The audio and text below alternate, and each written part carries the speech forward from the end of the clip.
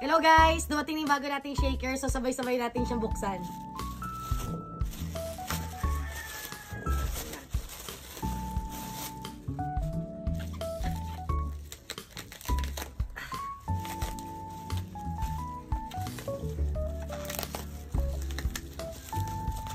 So, ganito nyo siya marireceive guys. Box. So, ito yung shaker lid. Ito yung shaker lid guys. So, yung pinakatakip sa 3-piece.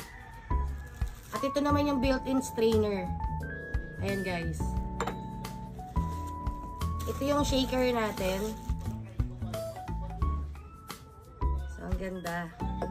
Ayan. So, ganito siya gamitin guys. Tinatakip. Shake. Ayan. So, sa mga nagtatanong kung kasya yung bote, ito guys. Kasya siya. Ayan. Kaya sa mga estudyante naghahanap ng shaker dyan, check my yellow basket. Thank you!